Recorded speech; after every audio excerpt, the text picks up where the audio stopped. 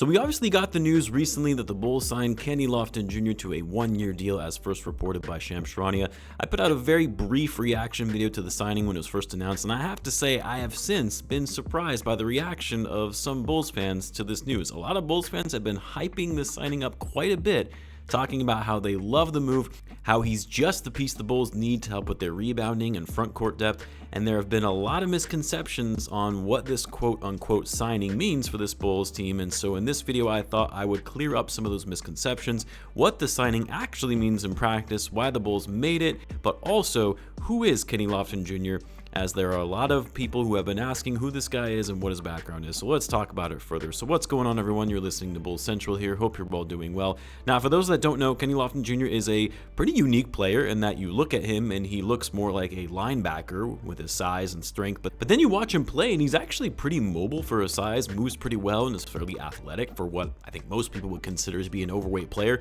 He has slimmed down quite a bit from his high school days, but he's still listed at 275 pounds for a 6'7" center. That's still a very hefty dude. But here's the thing about Kenny Lofton is that while everyone over the course of his career has called him big, fat, out of shape, he's continually worked on his game, always plays hard, and gives a ton of effort on the floor. And even though he wasn't a highly touted prospect coming out of high school, he wasn't a top 100 recruit, played college basketball for a mid-major school at Louisiana Tech, played well there both in his freshman and sophomore season. He was the Conference USA Freshman of the Year, third team All-Conference in his freshman year, and first team All-Conference in his sophomore season, and was one of those players who, although was undersized from a height standpoint, was just a beast on the boards, one of the best rebounders in college basketball, and was great at playing in the post and getting easy buckets. Also, an underrated passer as well. He did declare for the draft in 2022, which was kind of a surprise as most felt he wasn't really NBA ready and would likely get passed up on in the draft, which he did as he would go undrafted, but would ultimately get picked up by the Grizzlies in signing a two-way deal. And while most of Lofton's playing time has been spent in the G League, everyone loves to talk about the game against OKC at the end of the 22 season when both teams were resting their starters and Lofton put up 42 points and 14 rebounds like it was nothing. And it got people thinking, okay, well, maybe this kid has something if given the right opportunity. But really, outside of that game and a handful of others, Lofton hasn't really shown up well when playing meaningful minutes, non-garbage time minutes in the NBA, mainly because he's a liability on defense, and while he's quick for his size, he's still very slow at getting up and down the court to be given a ton of minutes to. Now, Lofton has done well in the G League. He's played for the Grizzlies affiliate, the Sixers, and the Jazz G League squads. He actually ended up winning G League Rookie of the Year and has actually been selected to All-NBA G League first team twice. But when it comes to the NBA, he's only played in 45 games over the course of his career, averaging 8.3 minutes per game in those appearances, most of the minutes in garbage time, and averaging 4.8 points per game and 2 rebounds. Now, he's pretty efficient when he's out there with his ability to crash the glass and get second chance points. Like if you break down his numbers per 36 minutes or per 100 possessions, they definitely paint a different picture of him. But again, when you're mainly playing mop-up minutes and it's across a small sample size, those efficiency numbers become a little bit skewed. Now, that doesn't mean that Lofton doesn't still have some potential, especially if he can continue to shed some of that weight, build even more muscle, work on his handles and footwork in the paint. He's only 22, so there is some upside, and as it relates to why the Bulls signed this guy, I mean, that's exactly what this is, a low-risk signing, a player they can take a flyer on that they don't have to commit to for a guaranteed contract, have him come out for training camp, see how he fits well with the overall makeup of the team, see what his conditioning looks like, and if by then there is more traction on a Vucevic trade, I doubt it, but if there is, then maybe the Bulls look to sign him for this upcoming season as a backup center or backup power forward behind Jalen Smith and Patrick Williams.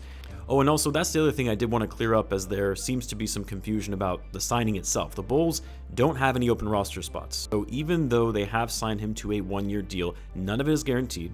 It's an Exhibit 10 deal where he's able to join the Bulls for training camp and make a case for why he should be on the team. The only way the Bulls would be able to sign him or keep him beyond training camp is if they waive Batum, who was the only player on a non-guaranteed deal, or they can sign him to that final two-way spot the Bulls have available. Now, tinfoil hat conspiracy theory here, which I don't believe anyone has mentioned this thus far. The only other unlikely reason the Bulls signed Lofton is because maybe there is a trade in the works that they believe will go through, where they're sending out 2 players and only getting back 1, or even sending out just 1 player and getting back draft assets in return. Whatever the scenario is, but a trade scenario that would open up a roster spot for the Bulls, which in that instance they could sign Lofton to a fully guaranteed contract on the roster and still keep Batum. Again, I don't think that's likely because we haven't heard any rumblings or traction picking up for the Bulls on the trade front, and you also have to remember that if the Bulls do trade with any team that is over the first apron, those teams are not able to aggregate players in a trade where they would say take in 2 players while only sending out 1. It would have to be a 1-for-1 or 2-for-2 type deal. And when you look at who the Bulls would most likely be trading with, given the direction of their team now, it's going to be to one of those contending teams that most likely is over the aprons. A team like the Lakers, the Warriors, maybe the Clippers, Suns, destinations where the Bulls can offload some of their guys who don't fit their timeline anymore, like Zach Lavine, Vucevic, Javon Carter, Torrey Craig, etc. So yes, I think this scenario on why the Bulls signed Lofton is unlikely, but who knows? But look, I think at the end of the day, Bulls fans really shouldn't be reading too much into this signing. I mentioned this in a tweet, but more likely than not, Kenny Lofton Jr. isn't going to be making it out of training camp.